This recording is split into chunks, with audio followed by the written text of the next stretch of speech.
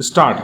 अध्यक्ष महोदय, मैं आपका आभारी हूं कि आपने मुझे बोलने का अवसर दिया। इस देश के वर्तमान भारी संकट के समय में और विशेष रूप से उस समय जबकि हम लड़ाई से अभी निवृत्त हुए हैं और आकाश में लड़ाई के बादल दूसरी तरफ से आने शुरू हुए हैं, हमारे वित्त मंत्री ने जो बजट पेश किया है वे इसके लिए बधाई के पात्र हैं। यद्यपि भिन्न भिन्न पहलुओं को लेकर आलोचनाएं की गई हैं, लेकिन यदि उनकी कठिनाइयों को भी देखा होता कि राष्ट्र को किन किन संकटों का सामना करना पड़ रहा है, इस बात पर भी अगर मेरे से पहले बोलने वाले वक्ताओं ने विचार किया होता तो मेरा विश्वास है कि उनकी आलोचनाओं का आधार कुछ दूसरा होता। उन्होंने ऐसे कठिन अवसर पर यह एक संतुलित बजट पेश किया है, उसके लिए मैं उन्हें बार बार बधाई देता हूँ, लेकिन साथ ही साथ मैं अपना यह कर्तव्य समझता हूँ कि कुछ ऐसे विचार भी उनके सामने प्रस्तुत करूं जिससे उनकी कठिनाइयाँ कुछ हल हो जाएं। उदाहरण के रूप में विगत 2 वर्षों में लेखा जोखा कमेटी में बैठने के समय मुझे ऐसा अनुभव हुआ है कि इस देश में 2-3 इस प्रकार की त्रुटियां मौजूद हैं जिनको दूर करने के लिए, जिनकी जांच करने के लिए यदि कोई एक कमेटी या आयोग बिठा दिया जाए तो राष्ट्र को, राष्ट्र की सरकार को, राष्ट्र के विकास कार्यों को और राष्ट्र की रक्षा व्यवस्था के लिए करोड़ों नहीं अरबों की व्यवस्था फौरन हो सकती है। केवल शासन को जागरूक होकर कुछ कदम उठाने की आवश्यकता है। अभी कुछ छिपे हुए धन का जिक्र किया गया।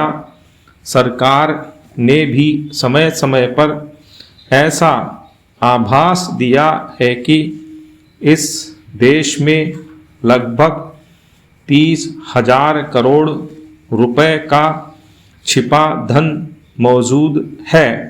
स्वयं मैं समझ नहीं पाता हूँ कि जब सरकार ऐसा अनुभव करती है तो इसकी व्यवस्था करने में उसको दिक्कत क्या आ रही है। ऐसा मालूम होता है कि कहीं इच्छा शक्ति की कमी है। भारत की इस सरकार ने अपनी शक्ति का ठीक से उपयोग करके उस दुश्मन के दांत खट्टे किए जिसके कि ऊपर विश्व की शक्तिशाली और इंग्लैंड जैसी शक्तियों का अटूट सहारा था और जिसको कि उन्होंने हमारे विरुद्ध उकसा कर खड़ा किया था और अपना पूर्ण सहयोग दिया था। अध्यक्ष महोदय, मानव संसाधन विकास मंत्रालय की मांगों के संबंध में बोलने के लिए मैं खड़ा हुआ हूँ। शिक्षा की पद्धति के बारे में, उसमें परिवर्तन लाने के बारे में, इस क्षेत्र में हमें जो असफलता हाथ लगी है उसके बारे में अभी मेरे मित्र ने बहुत कुछ कहा है। दुर्भाग्य की बात यह है कि देश में सभी लोग यह मानते हैं कि शिक्षा में प्रगति नहीं हुई है। शिक्षा पद्धति में आमूलचूल परिवर्तन नहीं हुए हैं, लेकिन फिर भी इस दिशा में कुछ किया नहीं जाता है। ऐसा प्रतीत होता है कि इस विषय में कुछ भी करने की स्थिति में हम नहीं रहे हैं। स्थिति ज्यों की त्यों चली आ रही है। इतना होने पर भी शिक्षा की मद पर होने वाला जो खर्च है और जो उसके लिए धनराशि आवंटित की गई है वह भी बहुत थोड़ी है, लेकिन उस पर न जाकर मैं आपका ध्यान इस ओर दिलाना चाहता हूँ कि मर्ज बढ़ता ही गया ज्यों-ज्यों दवा की वाली कहावत ही चरितार्थ हो रही है। जितने ज़्यादा आयोग और समितियां बैठी और जितनी ज़्यादा शिक्षा पद्धति के बारे में छानबीन की गई, उतनी ही ज़्यादा बीमारी बढ़ती गई। बीमारी का इलाज न होकर और भी खराबियां पैदा होती गई। अभी मेरे मित्र ने माननीय मंत्री का ध्यान एक रिपोर्ट की तरफ दिलाया था। इस तरह की बहुत सी रिपोर्टें हैं। अभी सदस्य महोदय भी एक रिपोर्ट का जिक्र कर रहे थे। रिपोर्ट तो बहुत सी प्रस्तुत हुई हैं, लेकिन मंत्रालय ने उस पर कभी कार्यान्वयन करने की दिशा में कोई कदम नहीं उठाया। अपनी इस हालत को उन्होंने इसी सदन में स्वयं स्वीकार किया है और अपनी विवशता को उन्होंने स्वयं यहाँ प्रकट किया है।